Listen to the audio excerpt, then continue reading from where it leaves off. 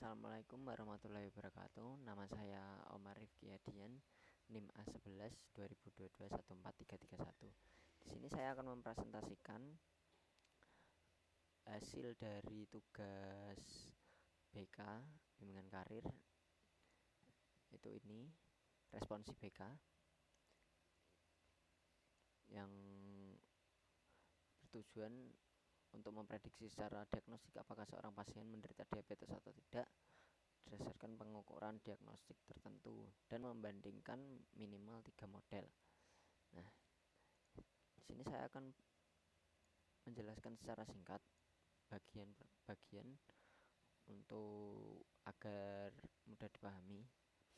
Yang pertama, PANDAS ini atau PD, yaitu mengelola data. Lalu NUMPI atau NP ini operasi numerik atau handling outlier. Lalu Seaborn ASSNS ini untuk visualisasi data. Lalu Smooth ini untuk mengenali data tidak seimbang atau oversampling. Lalu classification report dan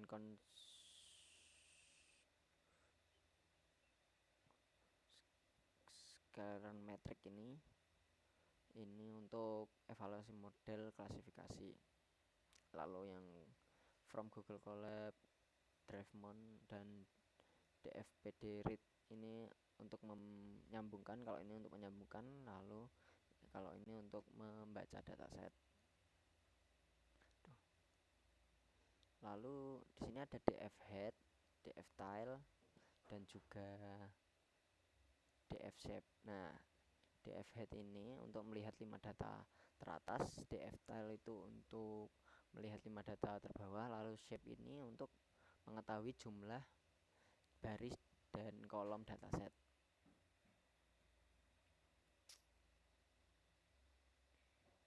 Nah, ini codingan ini secara fungsi yaitu untuk menampilkan distribusi nilai tiap kolom, lalu membantu mendeteksi ketidakseimbangan data, nilai dominan dan juga anomali distribusi. Lalu DF insul ini untuk mengecek apakah ada data kosong atau missing value. Lalu headmap ini, SNS headmap ini untuk mempermudah visualisasi posisi missing value. Nah, ini hasilnya setelah di run. Setelah itu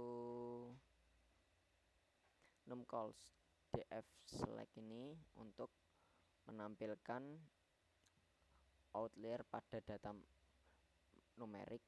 Lalu SNS box plot ini untuk outlier dapat menggunakan performa model. Lalu nah, ini Q1, Q3, IQR, lalu DF cool ini. Nah, itu fungsinya untuk menggunakan metode interquartile range atau IQR, lalu outlier tidak dihapus tapi dibatasi atau capping, dan lebih aman untuk dataset medis. Lalu yang DF outcome value itu untuk berfungsi menunjukkan jumlah tidak diabetes 0 lalu diabetes 1, membuktikan bahwa dataset tidak seimbang.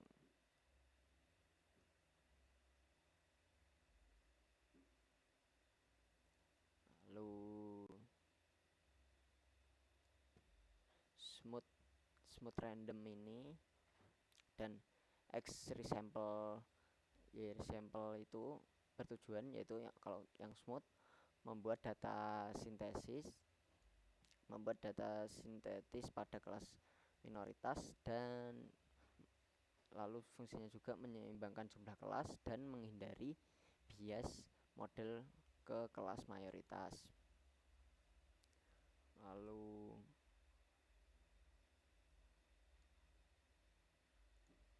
SNS heatmap ini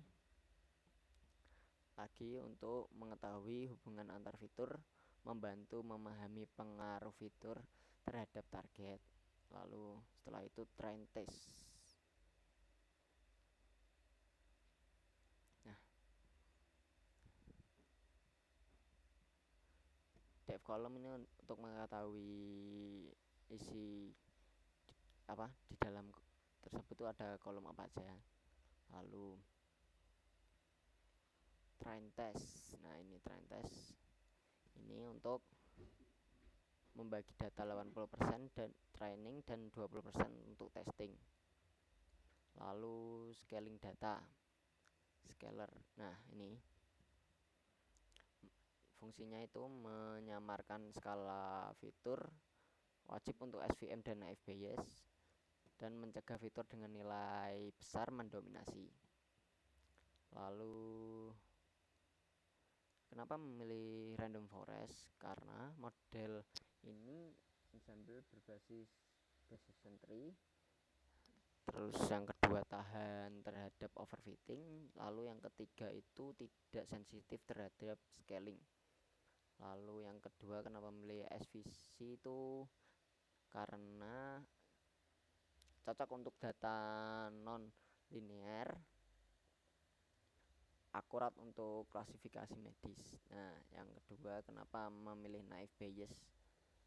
Nah, ini yaitu yang pertama model probabilistik, lalu cepat dan sederhana, dan juga cocok sebagai baseline. Lalu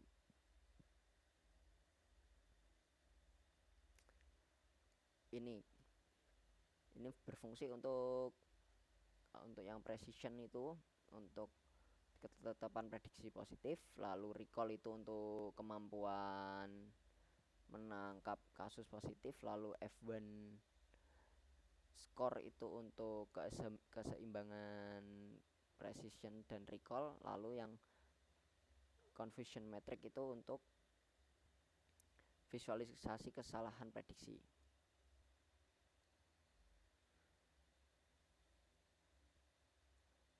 Lalu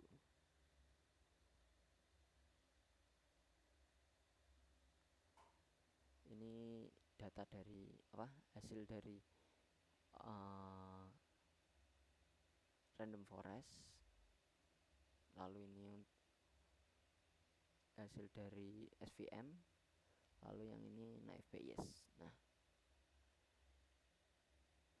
ini datanya model SVM akurasi 0,7 something, lalu event score-nya ini, lalu naif Bayes itu dapatnya 0,6, lalu event score-nya 0,5, lalu random forest ini 0,753, hampir mirip seperti SVM namun event score-nya lebih rendah. Lalu result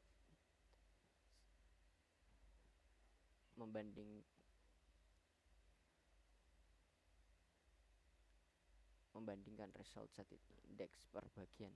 Nah, ini result set index model. Nah, lalu ini random forest sebelum optimasi dan juga ada yang sesudah optimasi. Nah, fungsinya apa? Membuktikan bahwa optimasi meningkatkan performa dan juga menunjukkan dampak tuning hypermeter. Lalu tabel akhir perbandingan. Fungsinya itu ini untuk ringkasan hasil eksperimen dan juga sangat cocok. Yang paling cocok digunakan itu yaitu random forest karena hasil akurasinya lebih bagus. Mungkin sekian penjelasan singkat dari saya, kurang lebihnya mohon maaf. Assalamualaikum warahmatullahi wabarakatuh.